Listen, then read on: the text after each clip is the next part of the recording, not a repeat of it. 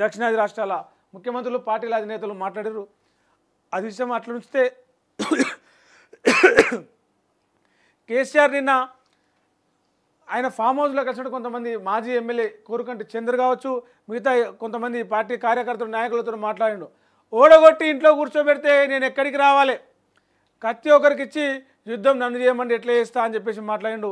పల్లెల నుంచి హైదరాబాద్కు బతికేందుకు వచ్చిన పేదలకు బీఆర్ఎస్ హయాంలో అండగా నిలిస్తే కాంగ్రెస్ ప్రభుత్వం వాళ్ళ ఇండ్లను కూలుస్తున్నదని మాజీ సీఎం బీఆర్ఎస్ అధినేత కేసీఆర్ అన్నారు. కాంగ్రెస్ ప్రభుత్వం హైడ్రా పేరుతో ఇండ్లను కూల్చేస్తుంటే కేసీఆర్ అన్న ఎక్కడున్నావు రావే రావే అని ప్రజలు ఆవేదన వ్యక్తం చేస్తున్నారు. కానీ నన్ను ఓడగొట్టి ఇంట్లో కూర్చోబెట్టారు కదా, నేను ఎక్కడికి రావాలి, కత్తి ఒకరికి ఇచ్చి యుద్ధం ఇంకొకరిని చేయమంటే ఎట్లా అవుతుంది? కేసీఆర్ పాలనలో 10 ఏళ్ళు ప్రశాంతంగా బతికామని ప్రజలు అనుకుంటున్నారు. ఇప్పుడు మళ్ళీ పాదయాత్రలు, ధర్నాలు, కొట్లాటలు మొదలయ్యాయి. మన రాష్ట్రంలో ఎప్పుడు ఇదే లేలా ప్రశాంతంగా బతకొద్దా? ప్రజలు ఇప్పటికైనా తెలివిగా ఆలోచించాల్సిన అవసరం ఉన్నది. పాదయాత్రలు కాదు, మనసు పెట్టి యాత్రలు చేయాలి, బుర్రతో ఆలోచనలు చేయాలి. ప్రశాంతంగా ఉన్న తెలంగాణను పాడు చేసుకునే ఆలోచనలు కాకుండా మన భవిష్యత్ తరాలను మరింతగా బాగు చేసుకునే దిశగా ఆలోచించాలని చెప్పేసి ఆయన అన్నాడు. రామగుండం మాజీ ఎమ్మెల్యే కోరుకటి చందర్ ఆధ్వర్యంలో 200 మందితో కలిసి ఆయన గోదావరి నీళ్ళ గోస అని ఒక పాదయాత్ర చేసిండు. ఆ పాదయాత్ర సందర్భంగా మొత్తం 180 కిలోమీటర్లు పాదయాత్ర చేసి పాదయాత్ర ముగింపు సందర్భంగా ఎర్రవెల్లిలో ఉన్నటువంటి కేసీఆర్ ఫామ్ హౌస్లో వెళ్ళి మాజీ సీఎం బీఆర్ఎస్ చీఫ్ కేసీఆర్ను కలిసి ఆయన ఈ 180 కిలోమీటర్ల పాదయాత్రలో గమనించిన సమస్యలు, ప్రజలతో మమేకమైన వాళ్ళు ప్రజలు చెప్పినటువంటి వాళ్ళ సమస్యలు అన్నీ కూడా తీసుకెళ్ళి ఇస్తారు, ఇది పరిస్థితి అని చెప్పేసి ఒక నివేదిక లాంటిదైతే కేసీఆర్కు ఒక రిపోర్ట్ లాంటిదైతే తయారు చేసి ఇచ్చింది. ఈ సందర్భంగా ఆయన మాట్లాడుతూ ఎన్నికల సమయంలో చెవులో గూడు కట్టుకొని చెప్పిన తెలంగాణను మోసం చేయడానికి వస్తూ ఉన్నారు, పగటి వేషగాలు వస్తూ ఉన్నారు, వాళ్ళందరినీ కూడా గమనించుకోవాలి. ఇప్పుడు నన్ను ఓడగొట్టి ఇంట్లో కూర్చోబెట్టిర్రు, కాంగ్రెస్ పార్టీని అధికారంలోకి తెచ్చిర్రు, ఇప్పుడు నన్ను కొట్లాడమంటే నేను ఎట్లా కొట్లాడతాను, నాకెట్లా శాతం అవుతుంది? ఓడగొట్టి ఇంట్లో కూర్చోబెట్టిన నన్ను రమ్మంటే నేను ఎక్కడికి రావాలి? అధికారంలో ఉన్నది కదా కాంగ్రెస్ పార్టీని ప్రశ్నించండి అని చెప్పేసి కూడా నిన్న ఫామ్ హౌస్లో మాట్లాడుతూ కేసీఆర్ ఒక స్టేట్మెంట్ అయితే ఇచ్చినాడు. బీఆర్ఎస్ హయాంలో నీళ్ళు వచ్చినాయి, కరెంట్ వచ్చింది, గోదావరి దానికి సంబంధించిన కాళేశ్వరం ప్రాజెక్టులతో అన్ని జలాశయాలు అలుగులు పోసినాయి, ఇప్పుడు నీళ్ళు ఎందుకు వస్తలేవు, ఎందుకు ప్రాజెక్టులు ఎండిపోతూ ఉన్నాయి, సాగునీరు ఎందుకు అందుతలేదు, కరెంటు కోతలు విధిస్తూ ఉన్నారు, రుణమాఫీ అని చెప్పి రైతులను మోసం చేసి ఇప్పుడు 2 లక్షల వరకే రుణమాఫీ చేస్తాం, ఆ పైన లేదు అని చెప్పేసి నిన్న అసెంబ్లీలో తుమ్మల డైరెక్ట్గా ఒక ప్రకటన చేసినాడు. అంటే ఓట్ల కోసం రుణమాఫీ చేస్తామని చెప్పి ఓట్లు అయిపోయి అధికారంలోకి వచ్చిన తర్వాత రుణమాఫీ చేయరా? రైతు బంధు ఎక్కడ పోయింది? ఇవన్నిటి కూడా ఆయన ప్రశ్నిస్తూ నిన్న మాట్లాడిన పరిస్థితి. నేడు కాంగ్రెస్ తెచ్చిన కరువుతో చెరువులు, కుంటలు అడుగంటి ఎడారిగా మారాయని అన్నారు. నిరుడు ఇదే రోజులో నిండుకుండల్లో ఉన్న కాళేశ్వరం ప్రాజెక్టులు ఇప్పుడు ఎందుకు ఎండిపోతాయో ప్రజలకు తెలుసన్నారు. రాష్ట్రానికి ప్రధాన శత్రువు కాంగ్రెసే. తెలంగాణ సాయుధ పోరాటం నుంచి ఇప్పటిదాకా కాంగ్రెస్ పార్టీ ఎన్నో మోసాలు చేసింది. నెహ్రూ, ఇందిరాగాంధీ, సోనియా గాంధీ నుంచి ఇప్పటిదాకా కాంగ్రెస్ నేతలు రాష్ట్రానికి ద్రోహం చేస్తూనే ఉన్నారు. కొట్లాడి తెలంగాణ సాధించుకున్నాం, ఎంతో జాగ్రత్తగా నిలబెట్టుకున్నాం. ప్రజలు ఏమనుకున్నారో ఏమో కానీ కొత్త ప్రభుత్వాన్ని తెచ్చుకున్నారు, అది వాళ్ళ ఇష్టం, దాని ఫలితాన్ని లోకం చూస్తున్నదని చెప్పేసి కూడా ఆయన మాట్లాడారు. దాంతోపాటే వ్యవసాయానికి నాణ్యమైన ఫ్రీ కరెంటు, పంట పెట్టుబడి సాయం, సాగునీరు, గిట్టుబాటు ధర బీఆర్ఎస్ హయాంలో ప్రాధాన్యంగా తీసుకొని అమలు చేశాం.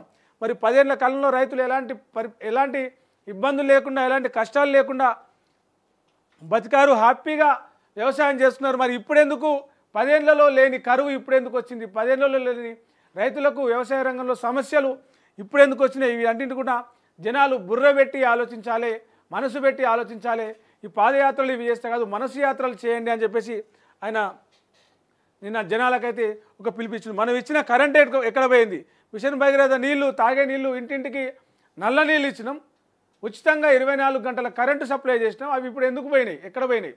ఎందుకు వస్తలేవు?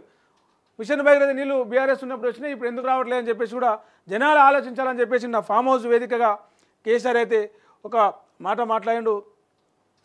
నాడు మత్తడి దుంకిన చెరువులు ఇప్పుడు ఎందుకు ఎండిపోతున్నాయి? ఇన్నాళ్ళు లేని నీటి కోస ఇప్పుడు ఎందుకు వచ్చింది? తెలంగాణకు నీళ్ళు ఇవ్వాలన్న ప్రాధాన్యాన్ని రాష్ట్ర సర్కారు నిర్లక్ష్యం చేయడం వల్లే ఇప్పుడు రాష్ట్రానికి తాగునీటికి సమస్య వచ్చిందని చెప్పేసి మాట్లాడిన. మొదటి నుంచి కూడా తెలంగాణ రాష్ట్రానికి కానీ కాంగ్రెస్ పార్టీయే ప్రధాన శత్రువు. ఆనాడు తెలంగాణ సాయుధ పోరాటం జరిగిన కాంచెల్లి ఈ రోజు వరకు కూడా తెలంగాణ కోసం ఏనాడు కాంగ్రెస్ పార్టీ ఆలోచించలేదు. తెలంగాణను మోసం చేయడానికి, తెలంగాణను ముంచడానికి, ఇక్కడ ఉన్న నిధులను ఆగం చేసేందుకే అవి కుట్ర చేసిరు అని చెప్పేసి కూడా ఇక్కడ ఉన్న నిధులను దోసుకుని పోతందుకే ఇప్పుడు తాజాగా మళ్ళీ ఎన్డీఏ కూటమి కట్టాలి అని కొన్ని వార్తలు వస్తూ ఉన్నాయి. దాని మీద కూడా కేసీఆర్ స్పందిస్తూ మాట్లాడి అసలు ఎందుకు ఎన్డీఏ కూటమి, కూటమి లేకపోతే అసలు ఏపీలో చంద్రబాబు నాయుడు గెలిచేవాడే కాదు. అలాంటి చంద్రబాబు నాయుడిని మళ్ళీ తెలంగాణలో తీసుకొచ్చి తెలంగాణను అభివృద్ధి చేస్తామని చెప్పేసి వచ్చే వార్తలు ఎంతవరకు నమ్మొచ్చు? జనాలు తెలివితోటి ఆలోచించాలని చెప్పేసి కూడా నిన్న కేసీఆర్ మాట్లాడాడు. అక్కడ నిజంగా కూడా ఏపీలో కూటమి లేకపోతే చంద్రబాబు నాయుడు గెలిచేవాడు కాదు. అలాంటిది తెలంగాణలో మళ్ళీ చంద్రబాబు నాయుడు వచ్చి ఎట్లా గెలుస్తాడు, ఎట్లా పరిపాలన చేస్తాడు, ఇట్లా ఆ కూటమిని తీసుకొచ్చి తెలంగాణ ప్రజలను మళ్ళీ ఆగం చేసి మోసం చేసి ఇక్కడ ఉన్న నిధులు, ఇక్కడ ఉన్న సంపదను దోచుకెళ్లే ప్రయోగమే తెలంగాణలో ఎన్డీఏ కూటమి ప్రయత్నం అని చెప్పేసి నిన్న కేసీఆర్ మాట్లాడుతూ చాలా స్పష్టంగా ప్రజలకైతే చెప్పిన దానికి సంబంధించిన ఇక్కడ వార్త కూడా చూడొచ్చు. తెలంగాణ సంపద మీద చాలామంది గుంటనక్కల్లా కన్నేసి ఉంచారని కేసీఆర్ అన్నారు. ఇప్పుడున్న పాలకులు మంచిగా పాలించడం లేదంటున్నారు. మంచిగా పాలించాలంటే మళ్ళీ చంద్రబాబు రావాలంటున్నారు.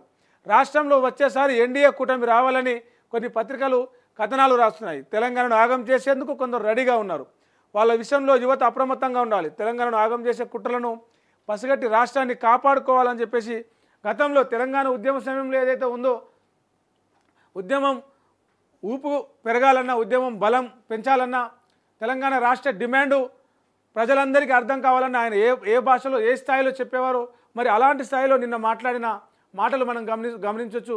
రాష్ట్రాన్ని ఆగం చేసేందుకు, రాష్ట్రాన్ని సంపదని తరలించుకుపోతేందుకు మళ్ళీ కూటమి అని చెప్పేసి చంద్రబాబు నాయుడు అని చెప్పేసి చెప్తా ఉన్నారు. ఆ విషయాన్ని ప్రజలు ముఖ్యంగా ఏదైతే రాష్ట్రాన్ని, ఏదైతే దేశాన్ని నడిపించగలిగే శక్తి ఉంటుందో యువత పసిగట్టాలి. పసిగట్టి దానికి సంబంధించి మొత్తం కూడా అప్రమత్తంగా ఉండాలి. రాష్ట్రాన్ని కాపాడుకోవాలి. ఎల్లప్పుడూ కేసీఆర్ ఉండడు. యువతనే రాష్ట్రానికి బలం, యువతనే రాష్ట్రానికి రక్షణ అని చెప్పేసి ఉద్దేశంతో నిన్న తెలంగాణ ఆగం చేసే కుట్రలను పసిగట్టి రాష్ట్రాన్ని కాపాడుకోవాలని చెప్పేసి నిన్న కేసీఆర్ మాట్లాడినైతే సందర్భం మనం చూడొచ్చు. మెయిన్గా ఇవి ఈరోజు. దాంతో పాటే ఇంకో ముఖ్యమైన వార్త మనం చూడొచ్చు. ఉగాది తర్వాత రాష్ట్ర క్యాబినెట్ని విస్తరించబోతూ ఉన్నారట. దానికి సంబంధించిన వార్త ఇక్కడ చూడొచ్చు. ఇప్పటికే కోమరెడ్డి రాజగోపాల్ రెడ్డి కావచ్చు, సుదర్శన్ రెడ్డి, మల్లెడ్డి